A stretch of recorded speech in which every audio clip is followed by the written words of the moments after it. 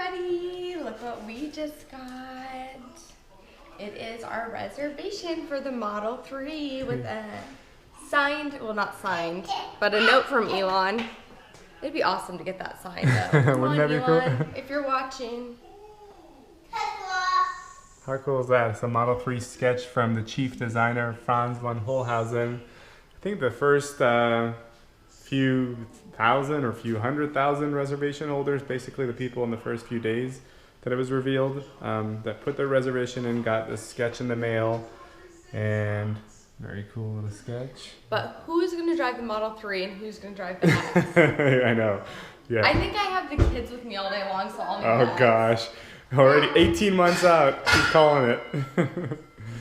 Okay, we are heading out on a little daily excursion today, going out to a community known as Serenebe. We'll tell you all about it here. Kim's in drive and the door is open, so that's how you get that to be turned off. We'll go ahead and close the garage door. So I was looking on one of the Tesla Facebook groups, and I saw an ad for the Porsche, kind of the mock-up for the electric Porsche. Oh yeah, did you see that? I did see that. The Porsche, what is it called? It's gorgeous. I will give them that. It's gorgeous. Yeah, I thought that was really cool as well. Mission E, that's the name I'm looking for. It's the Porsche Mission E. Yeah. It's their 300-mile. But here's the thing is they don't have the network of chargers, so how is that going to work? I mean, it's great for just driving around town, but then you don't even need, you know, the mileage. You don't have to worry about, you know, filling up with gas and things like that, but you can't drive across country like you can with the Tesla. Yeah, the Porsche, the Porsche company, they're all about trying to come up with a Tesla competitor electric vehicle, high-end. It's an all-electric, 300 miles, insane horsepower. And you know, looks like it's got a lot of gadgetry, kind of like the S and the X. Is it gonna have like all the autopilot and everything? Do we know yet? I'm sure by the time it comes out, 2019, 2020, it's gonna have a lot of those features that, you know, most of the high-end cars will. Right. You can actually see the heat sensors around the car there. Alert us of the curb around that corner, which is kind of cool. You know, when you get closer or farther away, they get darker or lighter in color. We have 206 miles of range right now, and how far away is Serenebe? Yeah, so Serenebe is about 60 miles each way, so we're looking at 120 miles round trip and a charge to 80% to give us a little extra buffer with just about 200 miles there of range. So there are plenty of chargers en route, superchargers there on the way to there, and there's actually a couple of destination chargers there as well in Serenebe. So this community is what the New York Times called the Hamptons of the South, and it's essentially a model for sustainable development. They've got dozens of homes surrounded by this large farm, working farm that grows about 80% of their foods, and they're very eco-conscious, and they've got, you know, solar panels and just a very fun organic farm. Yeah, they've got an organic farm there on the property as well. Just a fun place with hundreds of miles of trails surrounding the community there as well. One of the things you don't know about me is that I have my degree in nutrition and worked as a nutritionist before I became a stay-at-home mom. So I'm very, very passionate about eating healthy and taking care of yourself and all that stuff. Yeah, and this place is kind of a quintessential version of just healthy living, eating, and lifestyle, really. Lifestyle in general, yes. Intense driver. Here we are. Oh. Same issues, another day. Same shit, different day. Okay. Because I'm like such a high-stress driver. I don't know why. Just like relax. That's why I'm saying engage Autopilot. Take a breather. That's what it's for. So the speed limit is 65. Yep, you're engaged. And we are, let's see. So right now it's set to go up to 75 and we're 60. Can I take it down? It's one click down, right? One click down takes you, a mile an hour down. So I'm going to do like 73. Yeah, usually I do 73. So It's not the full 10 over where... Although people are going to get annoyed because I'm in the fast lane. Yeah, but there's cars going I think I'm going exactly the same speed. You know you're always on the night shift. If you want a Model X, you gotta work. Sorry. In my past life, I think I was a pop star, but in this life, I can't sing. So, what happened there? So we were talking earlier about the news that I came across yesterday about the 100D, the P100D, and the P100D ludicrous mode. So performance is P. Yeah. And the D means? It's the dual motor, which they all have, the standard. Okay. And basically a blogger in Europe was going through the website for the agency that Tesla actually happens to work with getting their cars approved for European roads, and saw that Tesla's listed as having their biggest batteries as the 100D, 100 kilowatt hour batteries. So this kind of is something that a hacker about 5 months ago in his Model S 90D was able to tap into the software and find the badge and the code for the 100D. You're on autopilot. I know, it's telling you to hold the steering wheel. See, you're still holding it. It's sensing that car, though, kind of close to me. Yeah.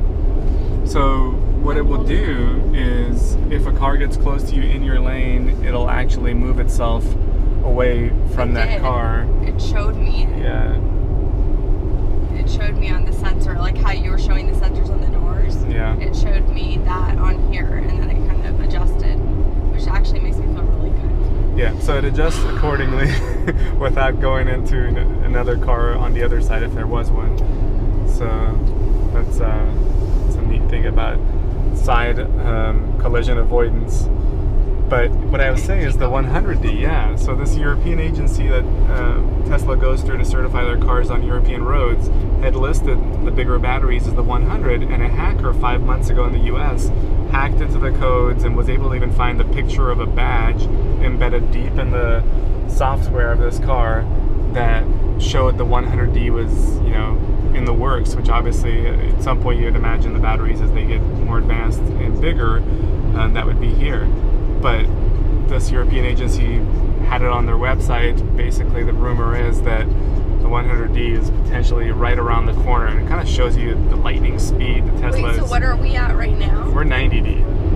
Oh, so the even bigger battery. This would be the even bigger battery. Okay. You have more range, more power, the whole nine, and it's just a lightning speed that Tesla is advancing in when it comes to getting, the technology and the improvements and the batteries all out there, without waiting for any model years to come by. So how do they hack into this guy's on the website or through the car? No, like through the car's software. You can do that? This is like the only known person. This guy. That's kind of scary if you can hack into the car, because what else can you hack into? Well, that's the thing. Tesla actually. Autopilot. People. That's the thing people worry about. Tesla has hired some hackers to try to hack into its car, and it's taken them 3 days to do it. And they've been able, and they patched the bugs. So they've literally paid people to do it. Anything is possible, but it is among the most difficult things to do. This guy just hacked into the software to read the code for the future updates to the car. But I don't like that. That doesn't feel very good. And I think. Oh, wait, am I supposed to be getting Elon. somewhere? No, I'm staying at this lane. Yeah, you're staying here. Yeah, Elon found out about it and slapped I have a job for you. He slapped the guy on the wrist, actually, but I think, slapped him on the wrist and offered him a job. Probably. I don't know. I think he took his car's software back to like version 1. Classic Elon. Elon giveth, Elon take it away. You're in timeout. Wants me to hold. Yeah, see? There you go. What I've learned is if you hold down here, there are torque sensors inside the steering wheel. Torque it. Ooh, that guy just like. Yeah. Did you see that? He threaded the needle. I hate when cars do that.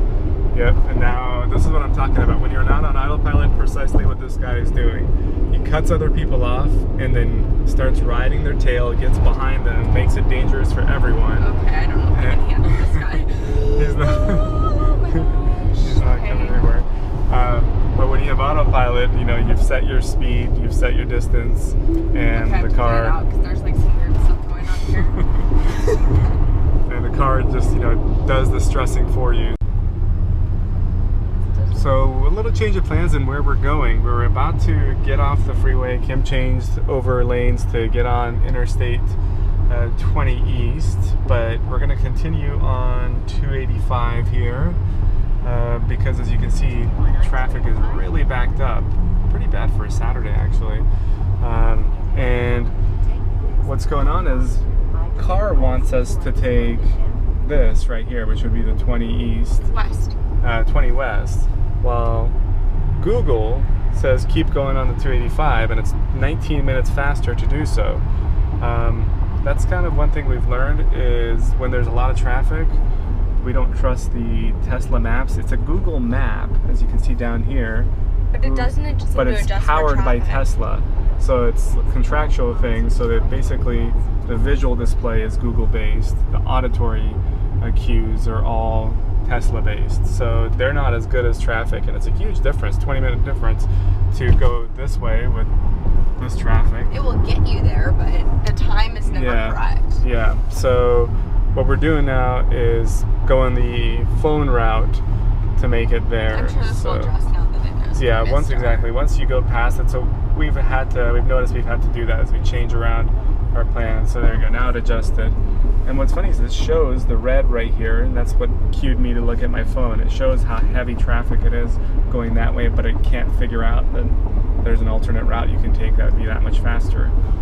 So that's one of the things we've noticed, and a lot of Tesla owners love it. I mean, it's a 17-inch display, perfect for your view. There's another, you know, in the left corner, right in the line of sight there, there's another view of your navigation as well.